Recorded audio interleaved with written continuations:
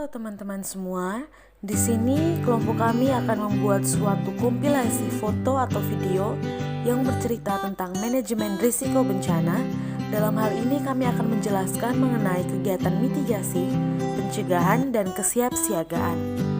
Sebelum kita masuk lebih dalam mengenai materi yang akan dibahas, sebaiknya perlu diketahui terlebih dahulu apa sih itu bencana.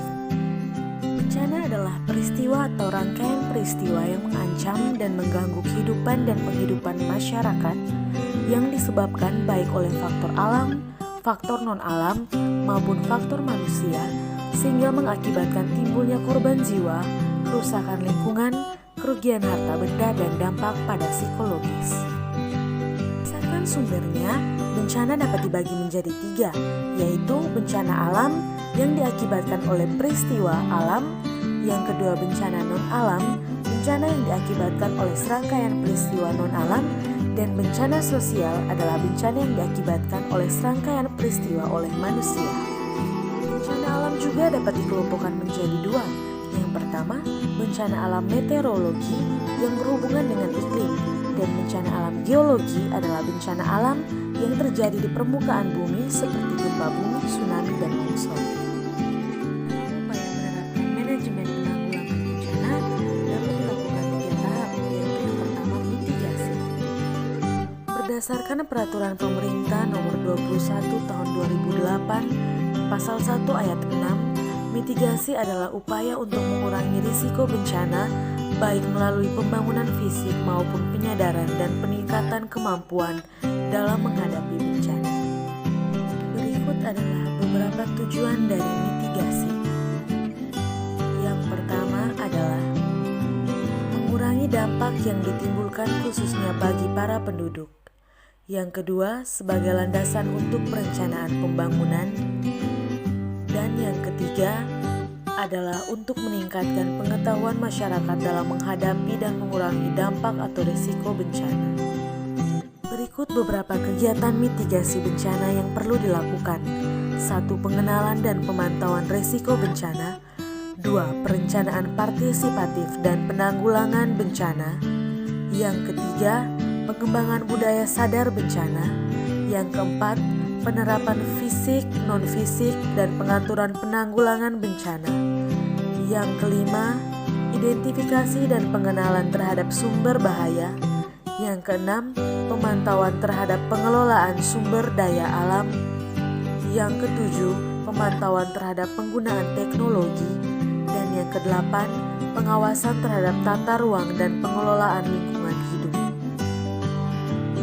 Kemudian kita masuk dalam jenis mitigasi. Nah, jenis mitigasi ini dibagi menjadi 2, yaitu mitigasi struktural dan mitigasi non-struktural. Nah, mitigasi struktural ini merupakan upaya dalam meminimalkan bencana dengan membangun berbagai prasarana fisik menggunakan teknologi.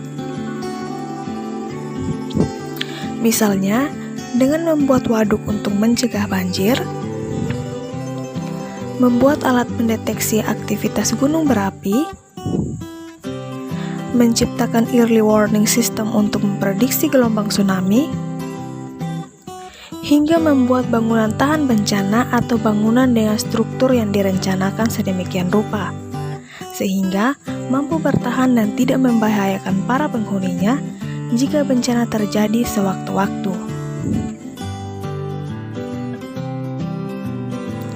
Jenis yang kedua yaitu mitigasi non-struktural.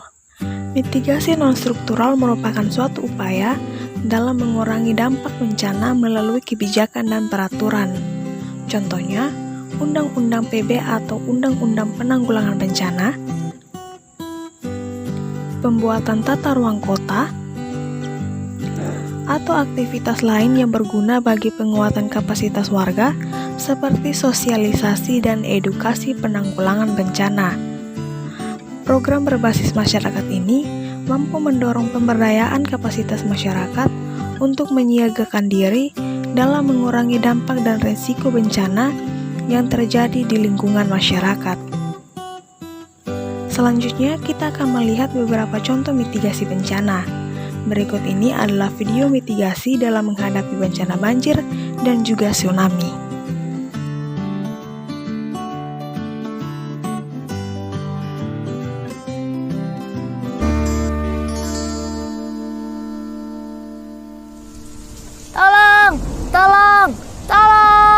Sahabat tangguh, kenapa ya di negara kita sering terjadi banjir? Yuk kita cari tahu. Tahukah sahabat, Indonesia memiliki lebih dari 5.500 sungai induk dan 600 diantaranya berpotensi menimbulkan banjir. Banjir pada dasarnya disebabkan oleh 3 hal. Pertama, kegiatan manusia yang berdampak pada perubahan alam. Kedua, peristiwa alam seperti curah hujan sangat tinggi, kenaikan permukaan air laut, dan lain sebagainya. Ketiga, degradasi lingkungan seperti hilangnya tumbuhan penutup tanah, pendangkalan sungai, penyempitan alur sungai, dan sebagainya. Dampak banjir sendiri cukup mengerikan sahabat tangguh. Merusak gedung-gedung, jalan raya, maupun tempat tinggal. Selain itu, banjir juga dapat menimbulkan erosi, bahkan tanah longsor, serta pencemaran lingkungan. Tak hanya itu, kotoran dan binatang yang terbawa air banjir dapat menimbulkan berbagai penyakit seperti diare, infeksi saluran pernapasan, hingga penyakit kulit. Hal yang harus kita lakukan ketika terjebak banjir adalah jangan takut dan panik. Matikan aliran listrik di rumah atau segera hubungi petugas untuk mematikan aliran listrik di wilayah yang sedang terkena bencana. Sementara itu, jangan menyentuh kabel listrik dan jauhi sumber listrik. Mengungsi ke daerah aman atau daerah yang lebih tinggi atau posko banjir sedini mungkin saat genangan air masih memungkinkan untuk dilewati. Jika air terus meninggi, hubungi instansi yang terkait dengan penanggulangan bencana. Sahabat tangguh, kita harus kenali juga bahaya saat banjir. Arus air di saat banjir yang sangat kuat dan bisa menghanyutkan. Hindari benda-benda yang terbawa arus seperti potongan pohon, kayu, benda-benda lainnya agar tidak terbentur. Waspadalah dengan bahaya listrik yang diakibatkan terkelupasnya kabel atau putusnya kabel dan juga akibat rubuhnya tiang listrik. Nah sahabat tangguh, saat banjir telah surut, jangan langsung gembira. Masih banyak yang harus dilakukan agar bisa kembali ke rumah dengan aman. Di antaranya membersihkan rumah. Gunakan air dan disinfektan untuk menghindari kuman. Keringkan dengan sempurna peralatan listrik seperti saklar, stop kontak, dan kabel-kabel yang sempat terendam banjir sebelum digunakan kembali. Bersihkan tempat penyimpanan air, bersihkan dapur dan peralatannya dengan baik dan hati-hati. Gunakanlah sepatu boots dan sarung tangan di saat membersihkannya. Setelah membersihkan rumah dan sekitarnya, hindari bermain-main di area yang sedang dibersihkan. Jangan lupa menjaga keseimbangan lingkungan dengan menanam pohon. Nah, sahabat tangguh, itulah seputar informasi tentang banjir. Semoga bermanfaat ya teman. Sampai jumpa. Tsunami. Kata tsunami berasal dari bahasa Jepang su yang berarti pelabuhan dan name yang berarti gelombang, sehingga secara umum diartikan sebagai gelombang atau ombak yang besar di pelabuhan. Tsunami dapat diartikan sebagai gelombang laut yang disebabkan oleh gempa bumi dengan pusat di bawah laut, diikuti dengan dislokasi atau perpindahan massa tanah atau batuan yang sangat besar di bawah air. Letusan gunung api bawah laut atau gunung api pulau, longsor di bawah laut, dan atau hantaman meteor di laut. Tanda-tanda akan terjadinya tsunami adalah: pada umumnya, di Indonesia didahului dengan gempa bumi besar dan susut laut. Terdapat selang waktu antara waktu terjadinya gempa bumi sebagai sumber tsunami dengan waktu tiba tsunami di pantai. Di Indonesia, tsunami dapat terjadi dalam waktu kurang dari 40 menit setelah gempa bumi terjadi. Gelombang air laut datang secara mendadak dan berulang dengan energi yang sangat kuat. Gempa bumi di bawah laut penyebab tsunami memiliki kekuatan gempa atau magnitudo lebih besar dari 6,8 skala Richter dengan kedalaman pusat gempa tidak lebih dari 70 km dan pola patahan adalah sesar naik turun. Upaya pengurangan resiko bencana tsunami dapat dilakukan dengan pembangunan sistem peringatan dini tsunami, pembangunan tempat evakuasi atau shelter di sekitar daerah pemukiman, pembangunan tembok penahan tsunami pada garis pantai yang beresiko, penanaman mangrove, serta tanaman lainnya di sepanjang garis pantai untuk meredam gaya air tsunami. Meningkatkan pengetahuan masyarakat lokal, khususnya yang tinggal di pinggir pantai tentang tsunami dan cara-cara penyelamatan diri terhadap bahaya tsunami. Segera melapor secepatnya pada pihak berwenang jika melihat tanda-tanda akan terjadinya tsunami. Segera naik ke tempat yang tinggi, pegunungan, atau gedung yang tinggi jika melihat tanda-tanda akan terjadinya tsunami. Beritahu orang-orang sekitar dan ajak serta ke tempat yang tinggi. Jika sedang di dalam perahu atau kapal di tengah laut dan mendengar berita dari pantai telah terjadi tsunami, jangan mendekat ke pantai, arahkan perahu ke laut. Gelombang pertama biasanya disusul gelombang berikutnya. Pastikan gelombang telah benar-benar mereda sebelum turun ke daerah yang rendah. Lakukan pertolongan pertama pada para korban. Kenali ancamannya, kurangi resikonya. Kita akan masuk dalam tahap pencegahan bencana. Saya akan menjelaskan mengenai pengertian pencegahan bencana. Pencegahan bencana adalah serangkaian kegiatan yang dilakukan untuk mengurangi atau menghilangkan risiko bencana, baik melalui pengurangan ancaman bencana maupun kerentanan pihak yang terancam bencana. Ini saya akan mengambil contoh pencegahan bencana banjir. Mencegah dan mengatasi banjir perlu diketahui oleh masyarakat yang selalu bermasalah dengan bencana banjir. Berikut cara-cara mencegah banjir. Yang pertama, membuat saluran air. Yang kedua, membuang sampah pada tempatnya. Yang ketiga, membersihkan saluran air. Yang keempat, membuat bendungan. Yang kelima, menanam pohon. Yang keenam, melestarikan hutan. Yang ketujuh, membuat lubang biopori. Yang kedelapan, membuat sumur. Yang kesembilan, mengeruk sungai. Yang kesepuluh, membuat paviton.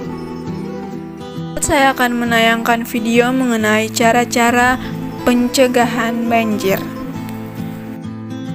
Halo teman-teman, kita akan belajar tentang cara mencegah banjir.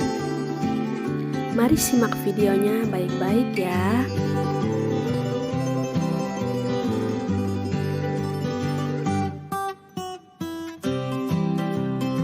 Banyak faktor yang mempengaruhi terjadinya banjir. Yang pertama adalah alam. Curah hujan yang tinggi tentu saja dapat menyebabkan terjadinya banjir. Bisa juga disebabkan oleh ulah manusia seperti yang bisa kita lihat pada gambar ini, yaitu membuang sampah sembarangan dan juga melakukan penebangan pohon secara liar. Meski curah hujan tinggi, tetapi air dapat mengalir dengan baik, maka tidak akan terjadinya banjir. Tuhan memberikan manusia cobaan melalui banjir agar manusia sadar untuk menjaga dan melestarikan lingkungannya.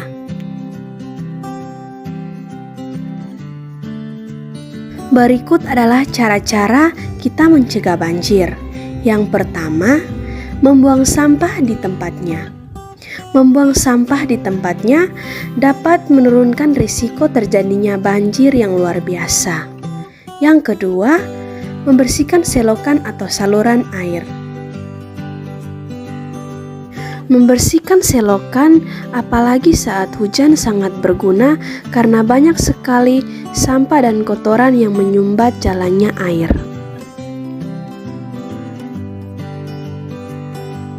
Pencegahan yang ketiga adalah menanam pohon di sekitar rumah kita. Menanam pohon agar air bisa diserap oleh pohon dan tidak menyebabkan banjir. Dan pencegahan yang terakhir adalah tidak membuang sampah pada sungai. Membuang sampah di sungai tentu saja dapat menyebabkan banjir. Kita lihat di kota-kota besar sudah sangat terbukti bahwa sungai yang tercemar oleh sampah akan menyebabkan risiko banjir yang sangat besar. Semoga beberapa pencegahan tadi dapat teman-teman lakukan ya. Terima kasih semuanya. Terakhir adalah kesiapsiagaan bencana. Sebelum kita mengetahui tentang bagaimana upaya kesiapsiagaan bencana, yang harus kita ketahui terlebih dahulu adalah apa itu kesiapsiagaan bencana.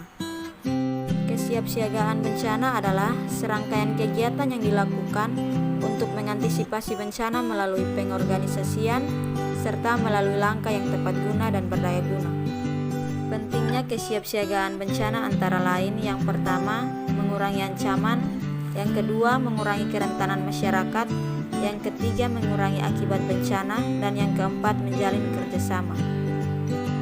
Upaya yang dapat dilakukan dalam kesiapsiagaan bencana yaitu yang pertama, memahami bahaya di sekitar kita, yang kedua, memahami sistem peringatan dini setempat, yang ketiga, mengetahui rute evakuasi dari rencana pengungsian, yang keempat, memiliki keterampilan untuk mengevaluasi situasi secara cepat dan mengambil inisiatif tindakan untuk melindungi diri, yang kelima, memiliki rencana antisipasi bencana untuk keluarga dan mempraktekkan rencana tersebut dengan latihan.